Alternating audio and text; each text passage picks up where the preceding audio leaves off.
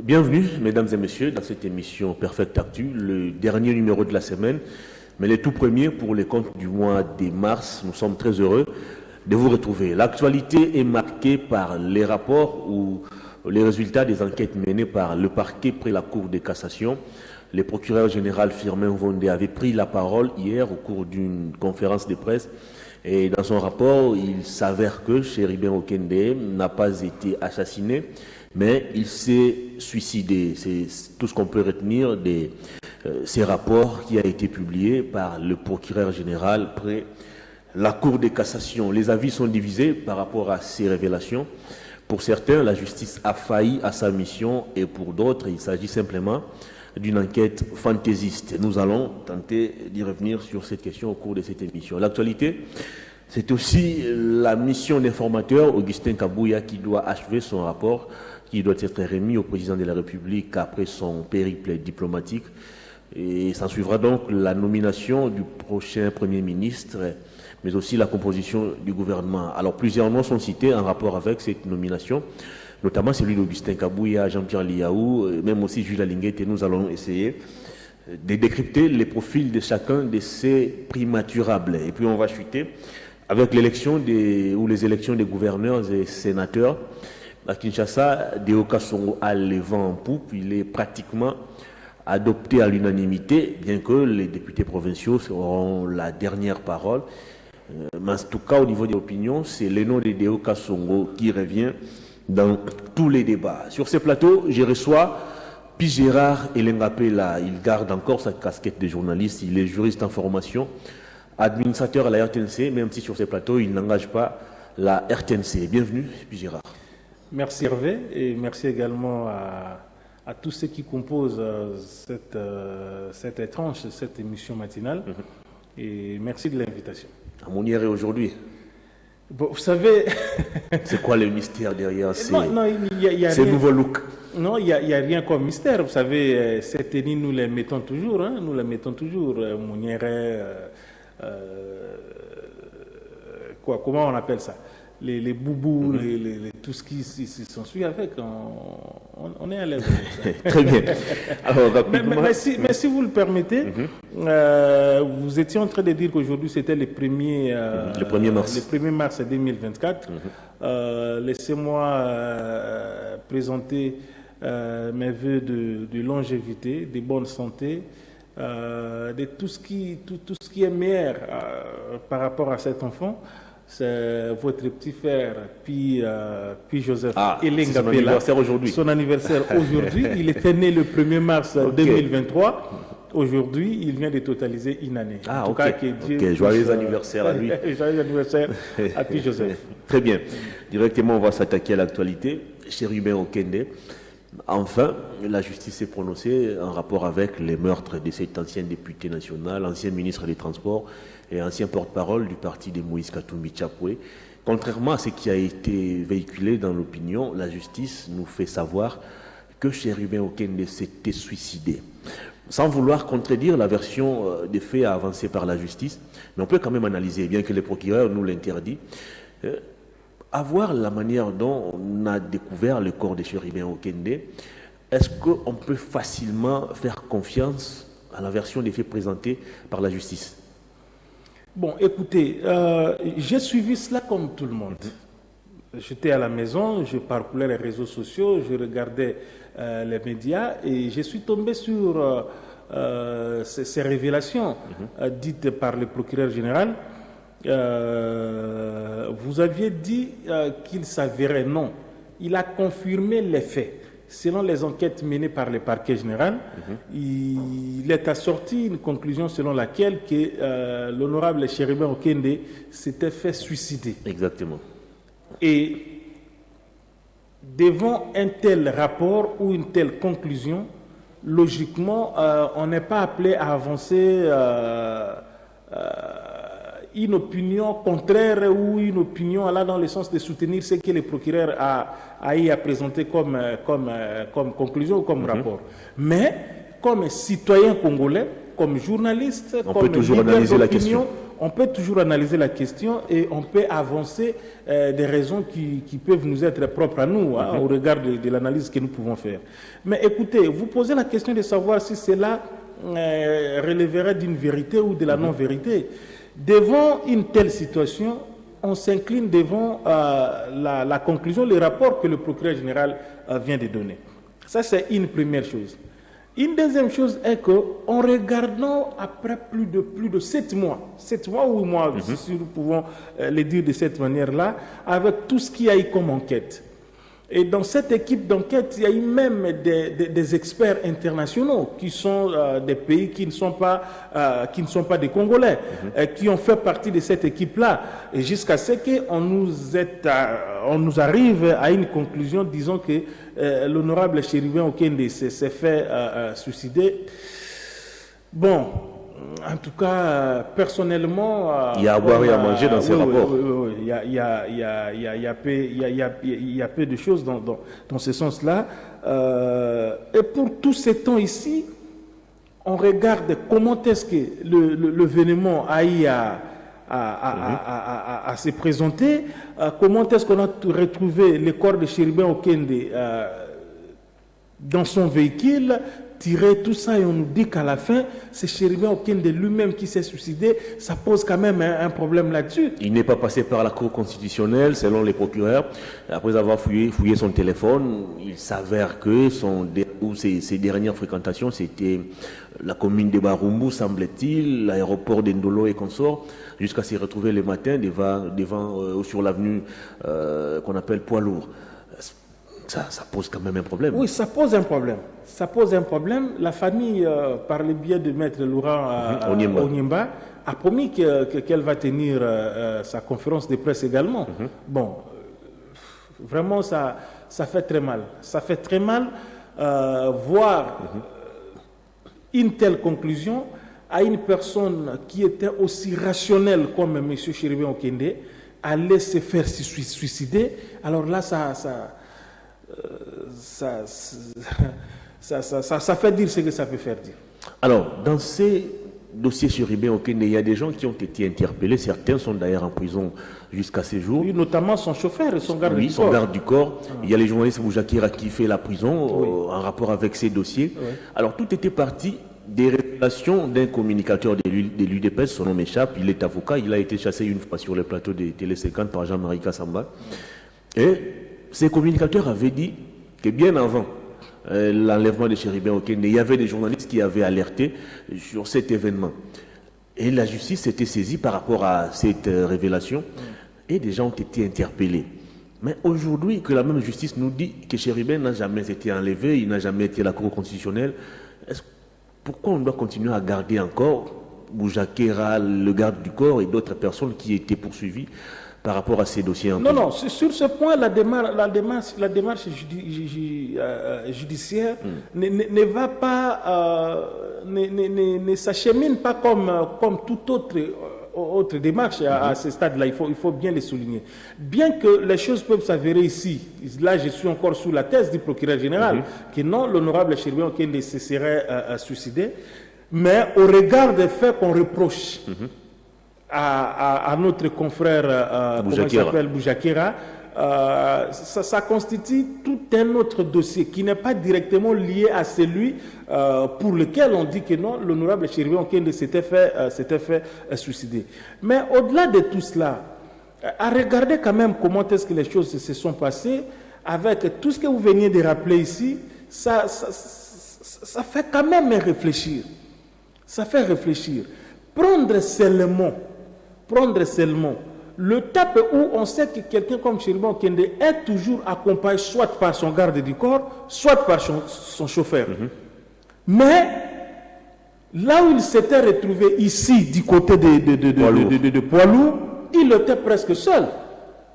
On a eu à mettre la main sur son chauffeur et son garde du corps qui ont donné leur version des faits. Qui de ces deux versions de faits, nous connaissons aussi que les choses n'étaient pas, ne se disaient pas aussi comme elles devaient se dire. Mais nous sommes arrivés aujourd'hui à une conclusion du genre que l'honorable Chérubin Okende s'est fait suicidé. Ça, c'est extrêmement grave. C'est extrêmement grave. Bon, qu'est-ce que vous voulez que nous puissions dire à ce stade? Pour moi, je vous ai dit que je n'ai pas encore la totalité de toute mon intelligence par rapport à une telle conclusion. Mais qu'est-ce que vous voulez? Nous nous inclinons devant cette vérité du procureur général qui peut-être, on verra ce que le point de presse de la famille de l'honorable Chérubin va pouvoir dire qui soit contraire par rapport à ce que le procureur avait dit. Alors ça fait 3 fois que la RDC puisse enregistrer en l'espace de 5 ans des cas de mort assez mystérieux. D'abord, cet ancien responsable des renseignements militaires, le général Delphin Kaimbi, mort dans des circonstances qui n'ont pratiquement jamais été élucidées jusqu'à ce jour. On parlait également d'un suicide. Il y a même sa femme qui a été interpellée.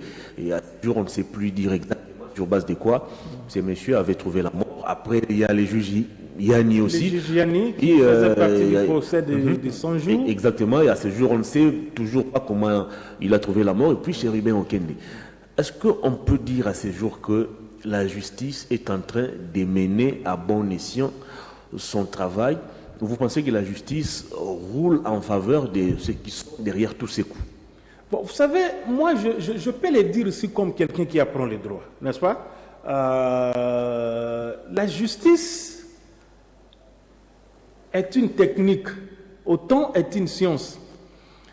Mais nous sommes devant une situation telle que la justice a été créée pour réguler la société, pour donner des réponses aux questions qui concernent la société, notamment de problèmes de conflits, par exemple, entre individus, les cas actuels, par exemple. Mais quand celui qui, institutionnellement, est présenté comme le numéro 1 de magistrat, si vous voulez, le numéro 1 de tout ce qui constitue cet appareil judiciaire, que ce soit du côté du parquet, pour lequel le ministre en charge de justice a la compétence, et vous partez du côté du pouvoir traditionnel, qui est considéré comme le troisième pouvoir, le pouvoir judiciaire. Les pouvoirs judiciaires avec les cours et tribunaux. Au regard de tout ça, vous voyez que celui qui est considéré comme le numéro 1 de ces instances-là est en train de se dire quand même qu'il y a quelque chose qui ne va pas. Je parle ici du président de la République, le président Félix-Antoine Tshisekedi Tshilombo. Vous l'avez suivi lors de son briefing que nous avons eu avec lui ici à la RTNC, le dernier alors. Vous avez suivi qu'il était en train de se plaindre par rapport à la manière dont notre justice est malade. Et depuis, pour tous ces 5 premières années du premier mandat du président de la République, le président de la République est sur le plan de la justice ne fait que se plaindre. Ça, c'est une vérité. Nous ne disons pas ici des choses qui viennent de notre tête, mais nous disons des choses pour lesquelles nous voyons le président en train de se plaindre. Et il est dit publiquement. Et il est dit publiquement. C'est ça. C'est là où j'ai toujours dit que les gens n'arrivent pas à maîtriser les côtés psychologiques du président de la République. Autant il est celui qui est appelé à chercher des solutions pour donner des réponses aux questions que nous sommes en train de poser comme Congolais, mais autant il est celui qui fait partie intégrante de cette société. C'est-à-dire quand il y a quelque chose qui ne va pas, il dit que ça ne va pas, au-delà du fait qu'il est censé trouver des solutions. Et donc, si seulement nous pouvons nous en tenir à celui qui a dans sa vision politique une partie de cette vision consacrée au niveau de la justice, il faut dire qu'il y a quelque chose qui ne va pas par rapport à notre justice. Les cas de tout ce que vous venez de citer ici, quelles ont été les conclusions? Quelles en sont les conclusions? Vous prenez les cas de Delphin Kaimbi. Delphin Kaimbi. Vous prenez les cas de juge Yanni. Vous prenez les cas de Chérubin Okende. Là, nous citons seulement les cas qui sont entre guillemets les plus connus. Ne pas faire allusion à ceux qui ne sont pas connus. Exactement. Ça pose des problèmes. Regardez la manière de se comporter d'une certaine police. Je dis bien d'une certaine police. Là, il y a quand même des choses. Il y a plein de garçons à trouver dans les locaux de la police. Oui. Des garçons qui ont été tabassés. Oui. qui a été tabassé et qui a trouvé la mort comme ça. Et on en a parlé comme ça, et puis bon, voilà. Donc il y a des problèmes qui sont rattachés fortement à notre justice, et pour lesquels ce deuxième mandat du président de la République, que j'ai dit que c'est le mandat qui doit être un mandat de l'absolu, un mandat qui ne doit pas souffrir de quoi que ce soit, un mandat qui doit effectivement faire entrer le président Félix Tshisekedi après 2028 dans la grande ligne de l'histoire de notre pays. Et sur ce point-là, parmi lesquels nous avons le point qui a trait à la justice, et ça, le président ne doit pas subir quoi que ce soit. Alors concrètement, qu'est-ce que le président de la République doit faire? On parle aujourd'hui des mauvaises conditions de vie des magistrats, on parle de la corruption qui bat son plein dans l'appareil judiciaire. Alors, par où le président doit commencer pour mener des réformes, pour booster le fonctionnement de notre appareil judiciaire? Bon, la question, elle est tout à fait fondamentale, celle que vous posez là. Qu'est-ce que le président doit faire? Vous savez, au-delà du fait que nous avons un président de la République que nous élisons, qui incarne, si vous voulez, notre bon vouloir de pouvoir nous représenter au niveau de la nation, mais il y a aussi d'un autre côté la séparation nette de comment est-ce que les pouvoirs doivent fonctionner chez nous. Si c'était une question du genre où le président viendrait, il prend une décision, il fait ce qu'il fait, je pense qu'en connaissant bien le président Félix, il allait déjà le faire. Mais il le dit aussi parce que le devoir constitutionnel est clair là-dessus. Il ne peut pas venir comme ça, il prend n'importe quelle mesure. Non, même s'il a une idée, ces idées doivent suivre une certaine canalisation pour arriver à leur matérialisation. Mais il y a tout intérêt à ce que le président puisse voir un peu au niveau du Conseil supérieur de la magistrature. De la magistrature, qu'on puisse procéder à tous ces... Avec Amoulette comme président. Ah oui. Qu'on puisse procéder à tout ce qui est appelé comme changement, notamment par rapport aux hommes d'abord. Ça doit être une première des choses. Vous avez suivi, il y a eu le test qui a eu lieu l'année dernière 2023, où on a recruté un certain nombre de magistrats, mais aussi faire avancer les choses dans le sens de donner les moyens, je dis bien les moyens qu'on doit donner à ces institutions au niveau judiciaire pour que les choses puissent avancer, Hervé. Si les choses n'avancent pas, surtout sur le plan de la justice, croyez-moi, nous n'aurons que de plaire. Très bien, donc on doit retenir que l'honorable Chéribien Okende s'était suicidé. C'est tout ce qu'on doit retenir. En tout cas, ce qu'il faut dire, ce n'est pas qu'on doit retenir ça comme ça, c'est la version. C'est ce que la justice nous dit. Voilà, c'est ce que les parquets nous a dit. Même d'arrêter ceux qui vont tenter de parler dans les sens contraires. Oui. Là, c'est ce que le parquet nous a dit. Et nous en prenons comme tel,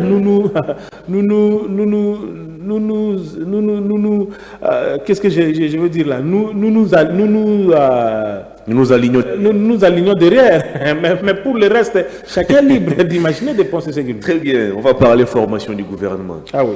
Augustin Kabouya, l'informateur, avait présenté un rapport préliminaire, et pour le président de la République, ces rapports manquaient quelques éléments, et il a demandé à l'informateur d'aller les compléter.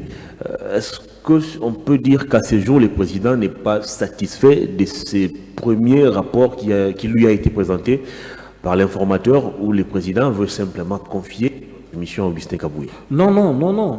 Le Augustin Kabouya, je crois qu'au-delà de lui-même, Augustin Kabouya, comme l'informateur désigné ou nommé par le président de la République, il y a eu toutes ces personnalités qu'il rencontrait dans le cadre des regroupements politiques et des partis politiques et des structures politiques qui se sont librement alignés derrière cette majorité parlementaire. Et Augustin Kabouya l'a bien dit que c'était une première. À plus de 400 et quelques, je ne sais pas de quoi est-ce qu'on chercherait encore. Non, le président ne le reproche de rien. Tout simplement, il y a une deuxième dimension. Je crois Augustin Kabouya est passé de l'informateur au formateur. N'est-ce pas? Et le formateur n'est pas une mission qui est, je dirais, constitutionnellement reprise dans nos textes, n'est-ce pas? Mais c'est une deuxième dimension du travail que le président a voulu donner encore à Augustin Kabouya. C'est pourquoi dans cette deuxième dimension du travail, il est passé de l'informateur au formateur. Il doit faire exactement. Oui, il doit faire exactement ce que le président lui a demandé. Est-ce qu'il doit présenter, j'entends dans quelques salons politiques, Kabouya doit présenter déjà une première mouture du prochain gouvernement. Oui, mais bon, je ne pense donc, pas comme pour dire que c'est lui les prochains Premier ministre. Le problème qui est ici, il faut d'abord souligner un fait, c'est que si vous regardez bien, vous allez comprendre que du haut du sommet de la République, au niveau du président de la République, vous sentez que le président est très attaché à ce que les choses puissent aller un peu plus vite. Hein, vous voyez un peu. Et même parfois, on pensait qu'il y a des gens qui pensaient que c'est pour des raisons d'argent ou de quoi. Augustin va rester, va continuer jusqu'à faire 60 jours. Non. Ça, nous sommes dans les délais qui sont constitutionnellement reconnus. Mais le travail peut être fait. Je crois que le tout a été fait dans plus ou moins des semaines. Dans plus ou moins des semaines que le travail a été fait. Et maintenant, comme formateur, il va présenter, je pense qu'à ce niveau, le travail pourra attendre aussi les résultats du Sénat, parce que ça, on ne le dit pas souvent, on doit le dire que les élections doivent, la formation du gouvernement doit tenir compte des résultats des élections au niveau du Sénat, qui généralement sont prévus vers la fin du mois de mars ici, début avril, quelque chose de comme ça. Et parce que le président ne pourra pas former un gouvernement sans tenir compte de ce qui pourra sortir dans la deuxième chambre du Parlement qui était le Sénat. Voyez-vous. Ah donc, déjà comme formateur, il est là, il est dedans. Il est dedans dans la formation du gouvernement. Donc, l'affaire gouvernement ne va pas passer outre la tête d'Augustin Kabouya. C'est Augustin Kabouya qui est au centre maintenant là. Et pour le formateur du gouvernement, il faut donner cette nuance. Et je pense que c'est très important. Les formateurs du gouvernement ne peuvent ou ne pas être Premier ministre. Je dis bien, les formateurs du gouvernement peuvent ou ne pas être Premier ministre. Et encore que sur ce point, il n'y a que des mesures à exécuter qui sont clairement établies par le président de la République, données entre les mains d'Augustin Kabouya, qu'il doit les suivre comme tel. Et pour l'acte de nommer, ça revient au président de la République. Si Kabouya est le prochain Premier ministre, pourquoi le président n'est pas passé à la vitesse supérieure en le nommant directement, plutôt que de prolonger encore sa mission et de le transformer en passant d'informateur au formateur? Bon, écoutez, il est ici une question qui a fait beaucoup parler d'elle, non? La question de l'actuelle majorité parlementaire. Vous avez suivi avec l'annonce de la formation du PCR, Pacte pour un Congo retrouvé de Vital Kamerhe. Vous avez suivi l'autre camp. Sama Lukonde avait tenté aussi des choses comme ça. De s'organiser, et puis il a lâché Kabouya a consulté Bemba et Bahati. Vous voyez un peu, ça faisait ce que ça faisait là. Mais au-delà de tout, il faudrait nous dire ici que même vous là, tel que vous êtes là, vous n'étiez pas en train d'imaginer que c'est Augustin Kabouya qui pourrait être, par exemple, l'informateur. Vous voyez un peu. C'est comme ça que le président Tshisekedi fonctionne un peu. On pouvait attendre tout le monde, en tout cas tout le monde parlait de tout le monde sauf Augustin Kabouya. Mais curieusement, à la suite de toutes ces entrefaites-là, on est arrivé à ce que le président a nommé Augustin Kabouya pour faire ce qu'il est en train de faire. Alors, il faut le dire que le président ne peut pas aller directement. S'il faut répondre à votre question, il ne peut pas aller directement. Mais il y a une majorité qui est déjà définie. Pourquoi passer encore 8 ans? Non. Il y a une majorité dans le cadre de l'union sacrée, oui. Mais vous savez que sur le plan du droit, ce ne sont pas ces partis-là. Aucun membre, aucun parlementaire, aucun député national, en tout cas c'est à ce stade-là que nous y sommes encore, n'a été élu sous le label de l'union sacrée. Voyez-vous, il fallait maintenant définir les choses, savoir quand même que dans ces différentes structures politiques, quelle est la première, quelle est la deuxième, quelle est la troisième, et c'est comme ça. Parce que le gouvernement sera un résultat qui sera assorti de toutes ces structures politiques-là mises ensemble. Donc le devoir du président n'est qu'un devoir normal et pour lequel moi j'ai trouvé qu'il ne devrait que le faire. Alors quel est cet oiseau rare sur qui le président de la République peut jeter son dévolu pour diriger le prochain gouvernement? Il y a des noms qui sont cités, notamment Augustin Kabouya, Jean-Pierre Liao, Gila Linguete, Modeste Bahati. Tous ces noms ont été déjà aux affaires, ils ont géré, nous avons vu comment ils ont géré aussi. Mais il y a quand même Augustin Kabouya qui se démarque un peu, lui qui n'a jamais été dans les institutions, lui qui n'a jamais géré la chose publique.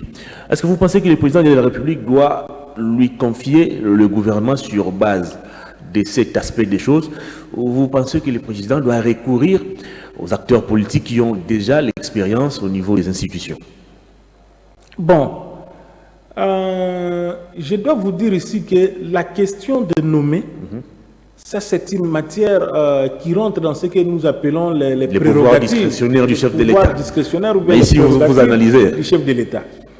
Et à ce stade, il faut dire qu'il n'y a que le président de la République qui lui-même sait. Jusque-là, il n'y a que Dieu et le président de la République. Il y a d'abord Dieu et puis le président de la République. Parce que nous pouvons tout dire ici, le président regarde, sait déjà à qui il va prendre son stylo et il va nommer comme Premier ministre. Mais des personnalités que vous venez de citer là, Augustin Kabouya, qui encore? Jean-Pierre Liao, Gila Linguete, Gila Linguete, Bati Lukwebo, Kamere, Bemba, tout ça. Ce sont de collaborateurs du chef de l'État. Il les connaît chacun. Et donc, moi, je me dis que si le président pourra se dire qu'il peut désigner tel ou tel, il n'y a pas de problème. Il le fera parce que c'est lui qui doit être le dernier à faire cette désignation-là. Vous n'avez pas un penchant pour l'un ou l'autre candidat? Non, pour l'un ou l'autre candidat, je vous dirais ici que on parle d'Augustin Kabouya. Oui, on parle d'Augustin Kabouya, mais je vous ai dit. Les Mouanabouté. Oui, les Mouanabouté chef.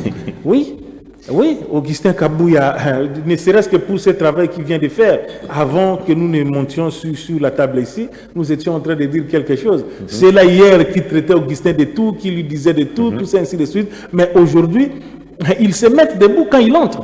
Voilà. Donc, Augustin Kabouya, oui, il sourit même. Augustin Kabouya, regardez pendant cette période la différence qu'il a faite de Saint-Augustin Kabouya comme étant Augustin Kabouya, secrétaire général de l'IDPS. Voyez-vous, maintenant, il est en train de conduire une mission qui va au-delà un peu de son appartenance politique.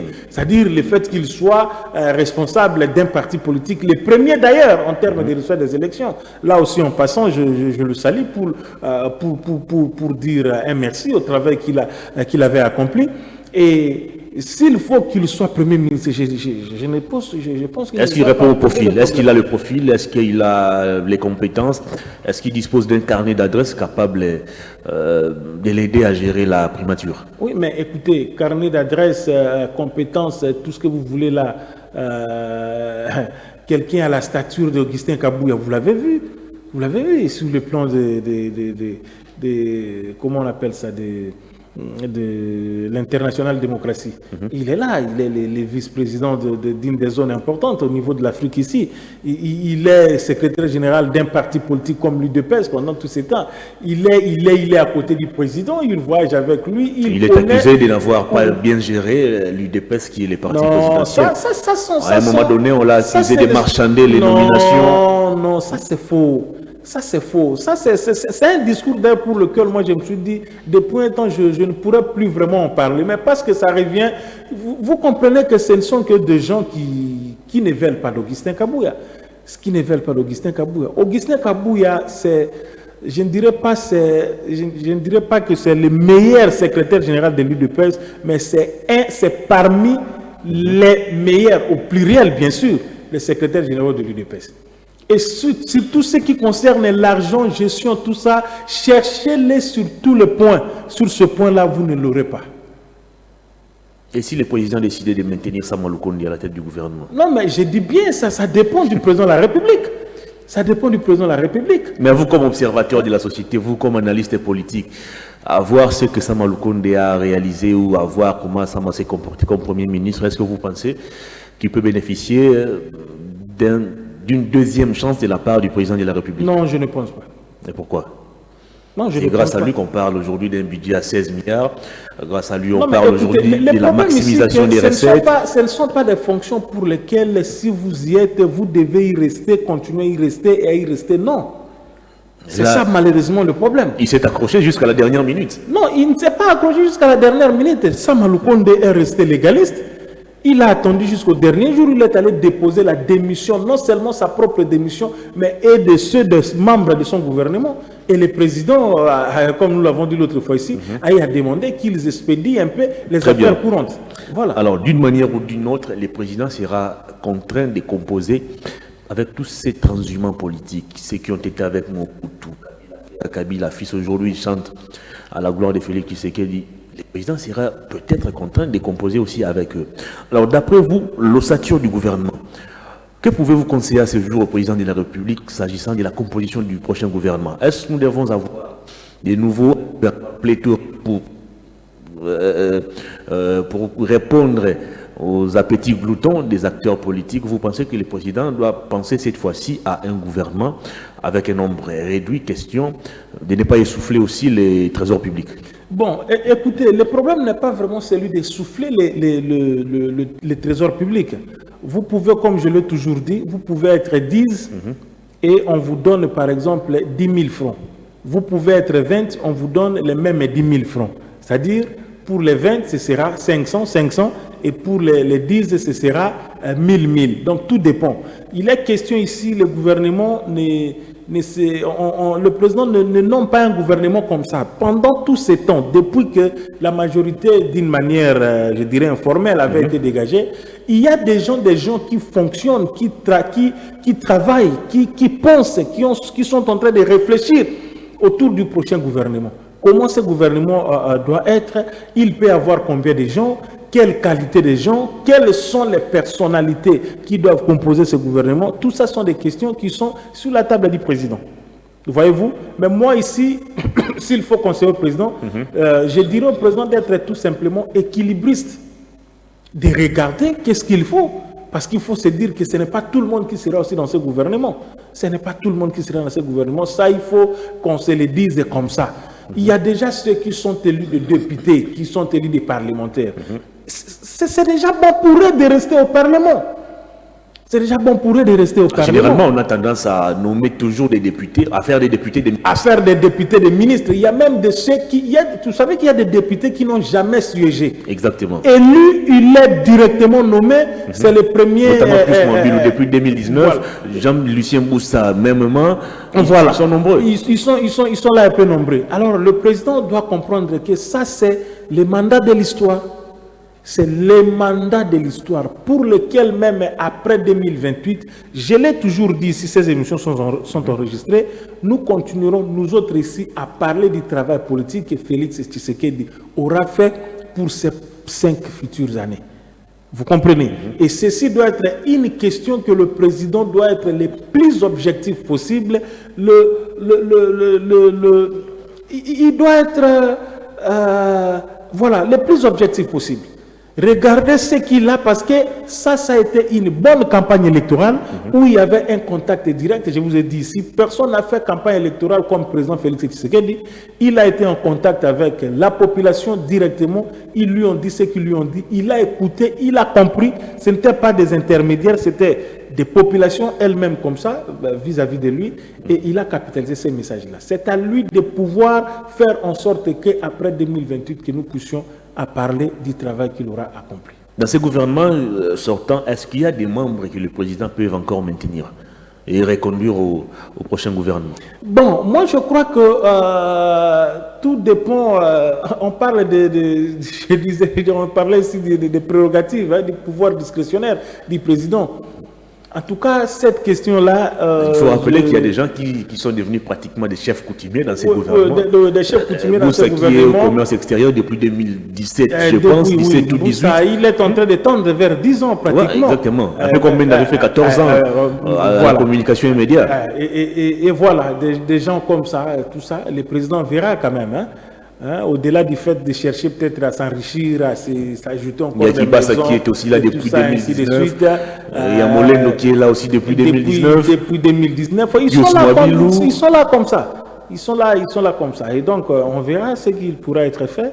Et je l'ai redit encore, le président doit être le plus objectif possible pour la réussite de ces mandats. Alors, après la sortie du gouvernement, parce que certainement il y aura toujours des frustrations, comment le président va-t-il se comporter pour gérer toutes ces frustrations et gérer toutes ces ambitions peut-être démesurées?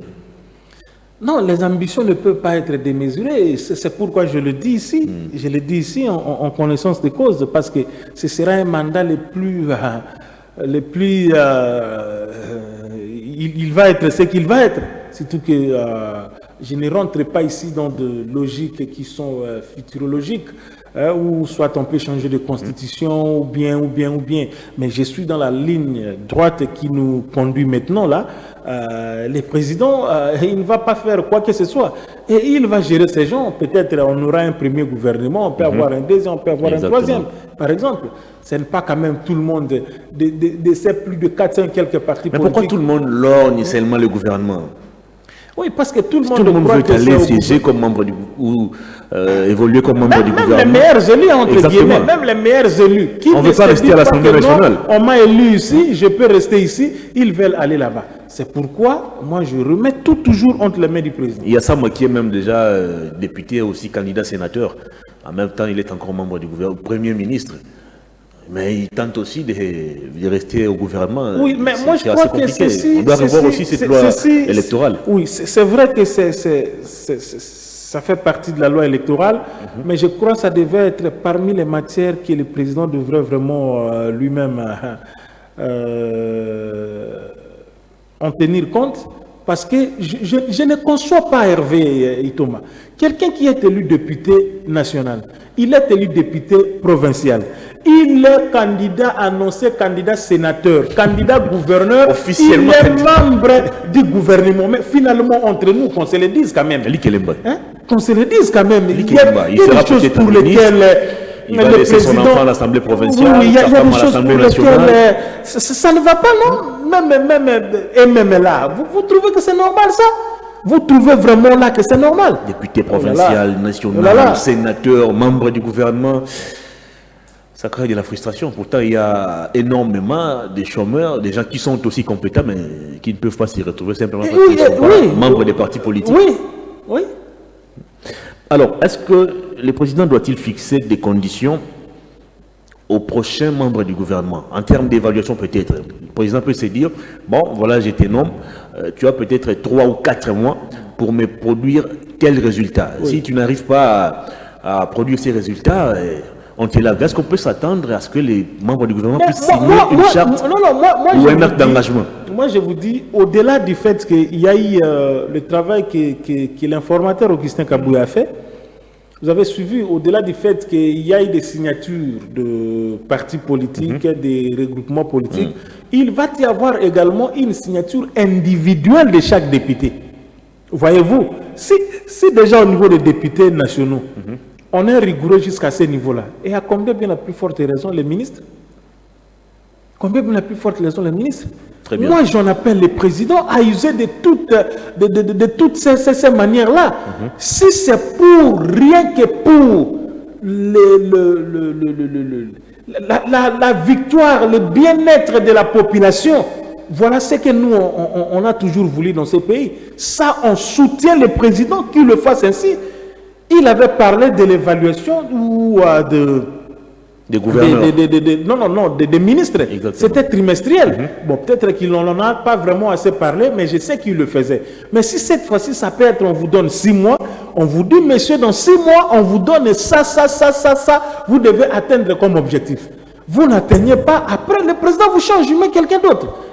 Parce que pour l'instant, là, le président, qu'est-ce qu'il a à faire si ce n'est que chercher seulement le bien de la population? Très bien. On va terminer cette émission. On va parler des élections des gouverneurs sénateurs. Mais une dernière question en rapport avec la composition ou la formation des prochaines institutions. Il y a aussi au niveau de l'Assemblée nationale, Mbosso Kodia, qui tente coûte que coûte de se maintenir comme président de l'Assemblée nationale. Il est accusé même de débaucher les députés au niveau de l'AFDC à débat pour se construire ou pour se taper une santé politique. Comment ça doit se passer de l'autre côté aussi, et même au Sénat, où le deuxième vice-président est accusé aussi de s'auto-proclamer président du Sénat?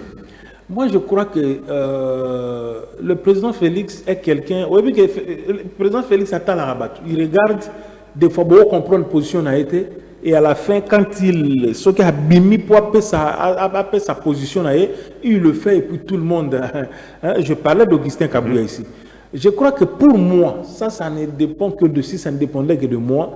Je dirais au président, le président, par exemple, le président Mbosso, le premier ministre Sam Alukonde, le président Bahati devaient être des gens qui devraient soit... Qui se reposent, rester peut-être simple député ou simple sénateur. Simple député ou simple sénateur, mais tout en gardant un certain pouvoir non dit, pour lequel on pourrait chaque fois se recourir à eux, parce que je ne vois pas le président dans ce deuxième mandat, autant qu'eux, ils seront, non seulement qu'ils peuvent être des députés ou des députés ou des sénateurs, mais ils sont des chefs, n'est-ce pas, des partis, des regroupements politiques, pour lesquels ce sont eux qui vont désigner les gens auprès de qui ils vont envoyer auprès du président. Ils se placent toujours en premier. Vous voyez, tu vas envoyer la liste. Il n'y a pas de problème. Par exemple, un truc comme ça passerait. Et il serait même, je me demande, quelqu'un comme le patriarche Mbosso, il cherche encore quoi? Qu'est-ce que le patriarche Mbosso cherche?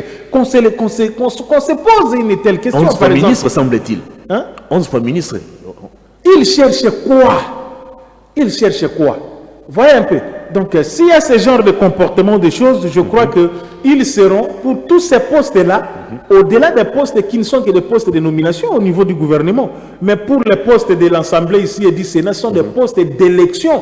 Alors là, les députés et les futurs sénateurs doivent prendre les choses en toute conséquence pour élire des gens qu'il faut à la tête de ces deux institutions-là. Très bien. On va terminer cette émission, élection des gouverneurs et sénateurs. La CENI hausse le ton contre certains échos relatifs à la corruption des députés provinciaux par les sénateurs. Est-ce qu'il est possible, vous allez vous rappeler, en 2019, après les élections des sénateurs et gouverneurs, le président avait même suspendu l'installation du Sénat. Est-ce qu'il est possible pour cette fois qu'on puisse placer déjà des mécanismes qui peuvent combattre la corruption des députés provinciaux? Bon, les mécanismes qui peuvent combattre la corruption de députés provinciaux. Vous savez, sur le plan du droit, l'infraction en termes de corruption électorale n'existe pas. Okay. Ça n'existe pas. On a voulu tintiller un peu sur ça et remettre cette disposition dans l'actuelle loi électorale pendant la session qui vient de se terminer. Mais ça n'a pas été fait. Tout ce qui se passe ici, la remise des polos, la remise de ceci, de dons cela, de ceci, c'est en réalité la corruption électorale.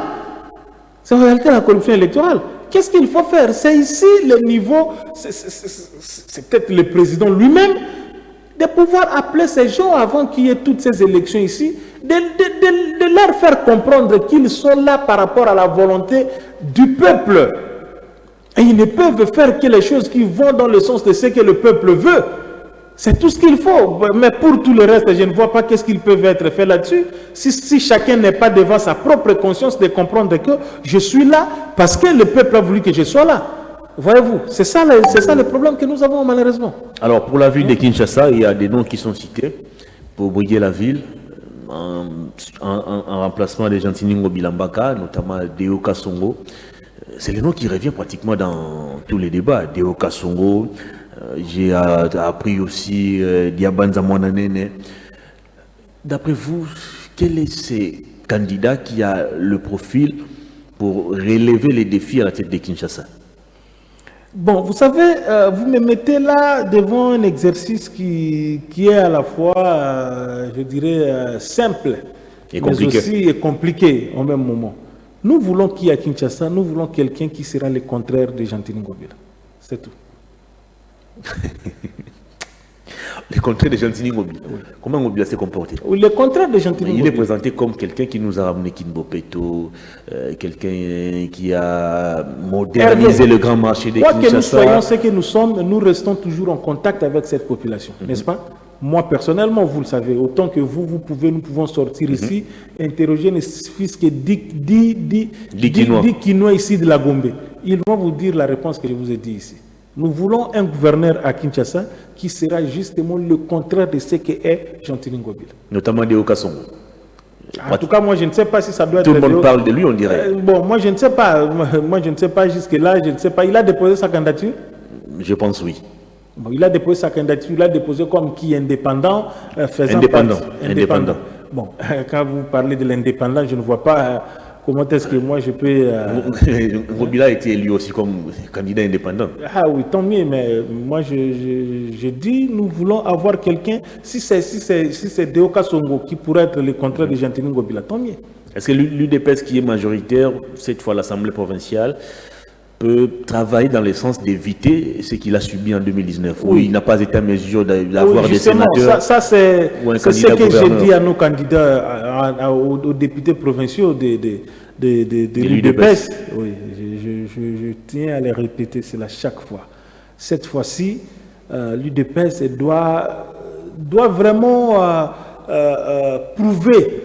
Hein, ici à Kinshasa, il a eu les scores, elle a eu les scores qu'elle a eu là, et ça doit se transmettre en termes de négociation, en termes de tout ce qu'il faut là-bas. Parce que quand vous me parlez de DO, bon, je ne sais pas, l'IDPS a déposé, je ne sais pas, parce que je ne sais pas encore vérifier, mais dans tous les cas, dans les prochaines émissions, je vais donner une position claire là-dessus. Votre grand ami Vidier Timanga, qui est candidat gouverneur, je ne sais pas si vous êtes toujours en bon terme. Non, on est en bon terme. On n'a pas de problème. Est-ce il est mieux placé pour diriger Kinshasa? Oui, Vidier Timanga. Quand vous prenez Vidier Timanga, vous essayez de l'avoir comme Vidier Timanga. Il peut être un bon gouverneur. Son histoire ici, quand il a été conseiller, il continue encore de... Quand il a été conseiller spécial. Oui, quand il disait encore, Fachi, c'est moi le président et consort.